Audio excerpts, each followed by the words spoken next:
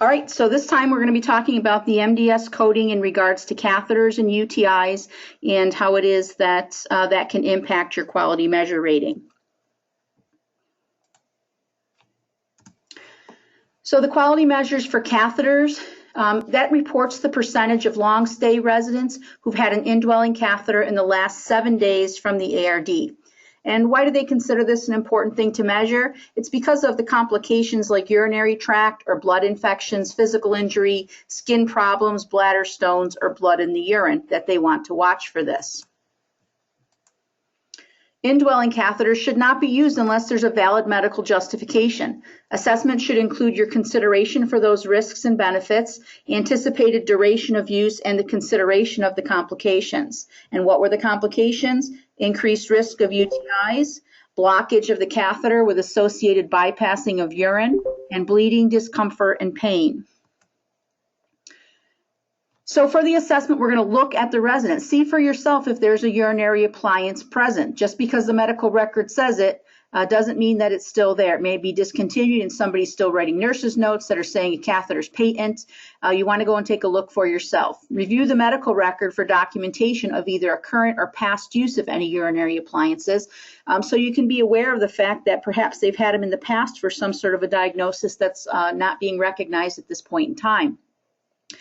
You're going to check next to each appliance that was used at any time in the past 7 days, so even if it's only for one time. And you would select none of the above only when none of the appliances were used in the last 7 days. Remember that a suprapubic catheter or nephrostomy tubes are only getting coded as indwelling catheters, not as ostomies. Condom catheters for males and external urinary pouches for females are coded as external catheters, and do not include one-time catheterization for urine specimens during the look-back as intermittent catheterization. So this is what section H looks like in regards to the appliances, and we are talking about the indwelling catheter, including suprapubic and nephrostomy tubes. So there's certain exclusions for this quality measure. If it's a target assessment that is an admission MDS or a 5-day PPS assessment, it will be excluded. If the target assessment has a dash in the indwelling catheter status, which is why we tell you not to be putting dashes, again, this will impact our percentages in regards to submitting 80% of our quality measure reporting information. 80% of our assessments have to have 100% of the quality measure information in them. So once you start putting dashes, you're decreasing that percentage. If the target assessment has diagnosis of either neurogenic bladder or obstructive uropathy. So the MDS item for diagnosis is, you'll see it in section I under genitourinary, and these are the two that will exclude you from that quality measure, neurogenic bladder and obstructive uropathy. If there's no diagnosis, make sure.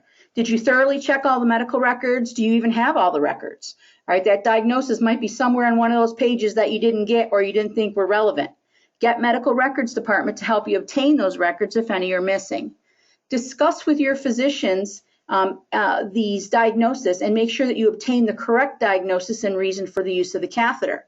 You want to make sure that you are not leading your doctors to provide diagnosis to support the use. There are facilities that have been cited for obtaining diagnosis that weren't validated, just trying to prevent the quality measure for triggering, and that's not what we're looking to do. So discontinue the catheter if there's no valid need or the condition has resolved. So let's say you had a stage 4 pressure ulcer to the sacrum, and that's why you were using the catheter. Although it will still trigger in your quality measures, you want to get that taken out as soon as possible. All right, it's not going to be excluded because of the stage 4, but it is sometimes an appropriate reason for using it. Upon admission and readmission from the hospital, you want to discontinue the catheter if it's not justified. Do it promptly. Don't wait and then end up forgetting about it. And then you want to make sure you have it care planned. Include interventions that are consistent with the resident's goals, minimize complications associated with the appliance. And simply put, if you don't have one of those two diagnoses to exclude the catheter, make sure it's justified and care planned or discontinue it. So the CDC has catheter-associated urinary tract infection document. That's several pages long, but what comes out of that is that they do not recommend that we have a routine changing of catheters and drainage bags. So if you have doctor's orders that are saying to change these things monthly, then you're working outside of the CDC recommendations, and you should have a discussion with your doctor, run it through your quality assurance meetings, but try to get that away. You could get a G tag if you have somebody who ends up with recurrent UTIs, ends up having urosepsis, has something other worse complication from that, and you've been changing those catheters every month. Because again, it's outside of CDC recommendations. Some doctors just won't go with it, but you want to make sure you have the discussion that you're looking at that. And if you need the supporting documentation for that, just ask me and I can send you the entire document. So the quality measure for urinary tract infections. This is going to report the percentage of long-stay residents who've had a urinary tract infection in the last 30 days. Why is this important to measure? Because they can often be prevented through hygiene and drinking enough fluid. They're relatively minor, but they can lead to more serious problems and cause complications like delirium, or like we talked about, urosepsis. Active diagnosis. It's intended to code diseases that have a direct relationship to the resident's current functional, cognitive, mood or behavior, medical treatments, nursing, monitoring, or risk of death. All right, the MDS is to reflect an accurate and updated picture of the resident at any current time. So there's 2 steps to putting a diagnosis on the MDS. All right, it needs to be current, meaning that there's a diagnosis, physician documented in the last 60 days. When we say physician, it can also be a nurse practitioner, physician assistant, or certified nurse specialist if allowed. And the second step is it needs to be active. So you need current in 60, active in the last 7-day look back, except for UTIs. The MDS tells you specifically it's a 30-day look back for that.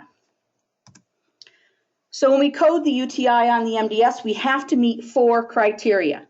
The physician has had to give a documented diagnosis of the UTI in the last 30 days. We need to have signs or symptoms of that UTI, and it can include, but it's not limited to, a fever, dysuria, frequent urination, flank pain, change in the character of urine, confusion, or change in mental status. Then we have significant laboratory findings. If your physician works with you, you should be determining a level of significant laboratory findings. So there are times that you may treat, but it doesn't rise to a level of significant laboratory findings, and you would not code a UTI.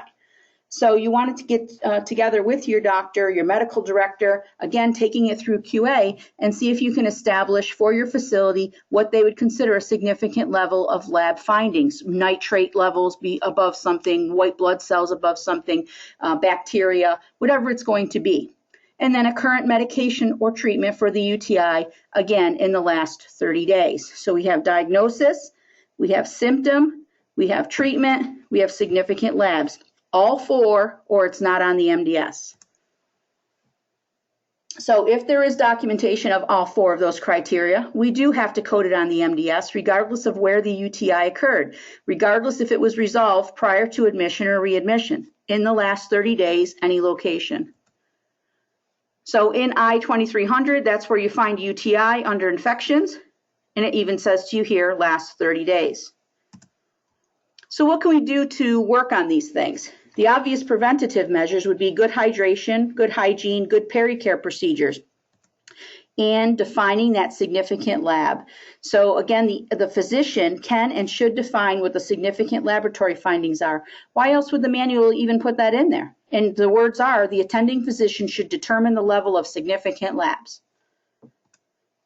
Has this been defined before? Yes, and successfully. One of the facilities in Kentucky that's outside of our portfolio implemented a UTI clinician toolkit letter of the protocol, identifying the 4 specific criteria, identifying the level of the labs that would be considered significant.